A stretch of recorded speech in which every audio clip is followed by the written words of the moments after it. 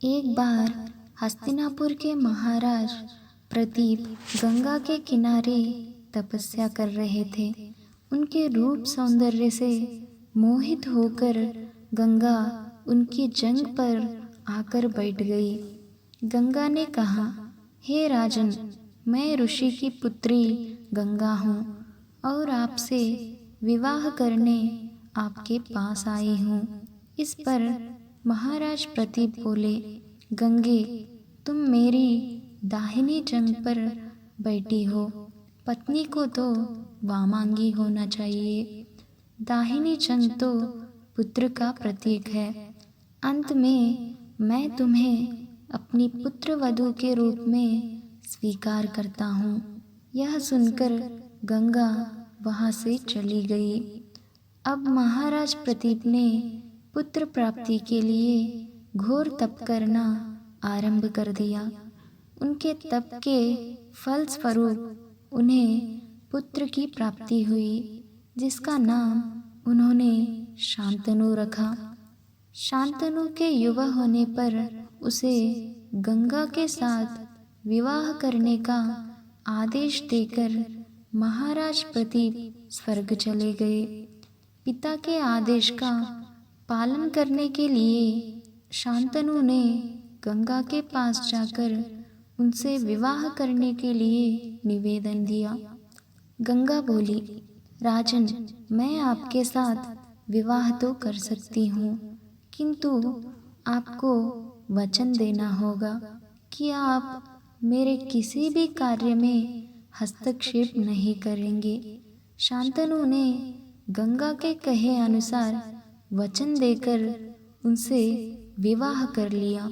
गंगा के गर्भ से महाराज शांतनु के 8 पुत्र हुए, जिनमें से 7 को गंगा ने गंगा नदी में ले जाकर बहा दिया और अपने दिए हुए वचन में बंधे होने के कारण महाराज शांतनु कुछ बोल न सके।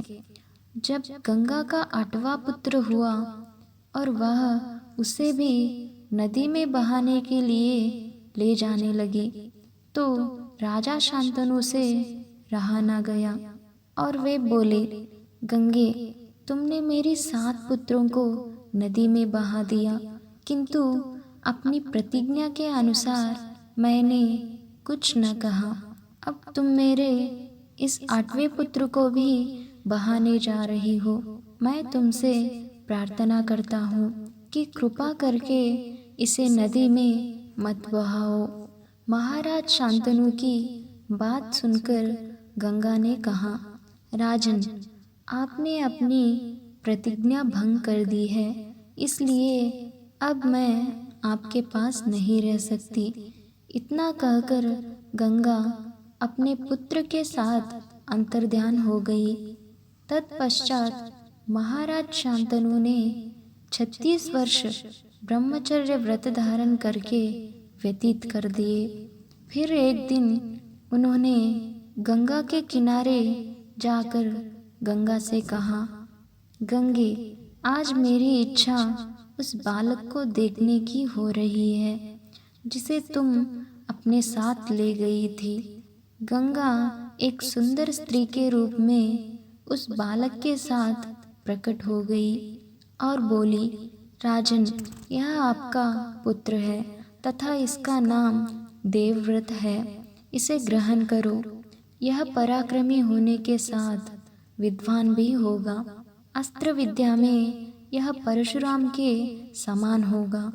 महाराज शांतनु अपने पुत्र देवव्रत को पाकर अत्यंत प्रसन्न हुए और उसे अपने साथ हस्तिनापुर लाकर युवराज घोषित कर दिया।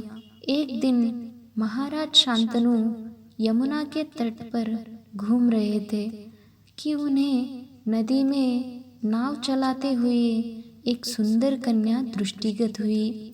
उसके अंग अंग से सुगंध निकल रही थी।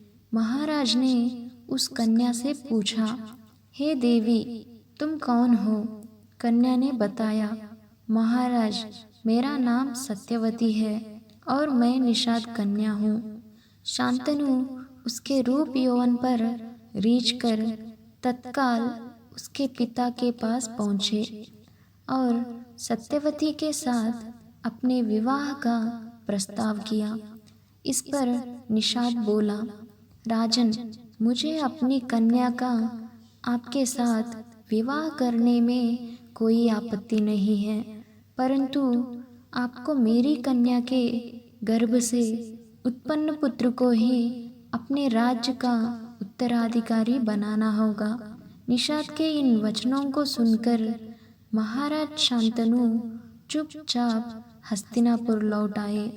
सत्यवती के वियोग में महाराज शांतनु व्याकुल रहने लगे। उनका शरीर दुर्बल होने लगा। महाराज की इस दशा को देखकर देवव्रत को बड़ी चिंता हुई। जब उन्हें मंत्रियों के द्वारा पिता की इस प्रकार की दशा होने का कारण ज्ञात हुआ तो वे तत्काल समस्त मंत्रियों के साथ निषाद के घर जा पहुँचे और उन्होंने निषाद से कहा, हे निषाद, आप सहर्ष अपनी पुत्री सत्यवती का विवाह मेरे पिता शांतनु के साथ कर दे। मैं आपको वचन देता हूँ कि आपकी पुत्री के गर्भ से जो भी बालक जन्म लेगा वही राज्य का उत्तराधिकारी होगा। कालांतर में मेरी कोई संतान आपकी पुत्री के संतान का अधिकार छीन न पाए। इस कारण से मैं प्रतिज्ञा करता हूँ कि मैं आजन्म अविवाहित रहूँगा। देवव्रत की इस प्रतिज्ञा को सुनकर निषाद ने हाथ जोड़कर कहा, हे देवव्रत, आपकी यह प्रतिज्ञा अभूतपूर्व है। इतना कहकर निषाद ने तत्काल अपनी पुत्री सत्यवती को देवव्रत तथा उनके मंत्रियों के साथ हस्तिनापुर भेज दिया। देवव्रत ने अपनी माता सत्यवती को लाकर अपने पिता शांतनु को सौंप दिया। पिता ने प्रसन्न होकर पुत्र से कहा, वत्स, तूने पितृभक्ति के वशीभूत होकर ऐसी प्रतिज्ञा की है जैसी कि न आज तक किसी ने की है और न ही भविष्य में करेगा। मैं तुझे वरदान देता हूँ कि तेरी मृत्यु तेरी इच्छा से ही होगी। तेरी इस प्रकार की प्रतिज्ञा करने के कारण तू भीष्म कहलाएगा और तेरी प्रतिज्ञा भीष्म प्रतिज्ञा के नाम से सदैव प्रख्यात रहेगी।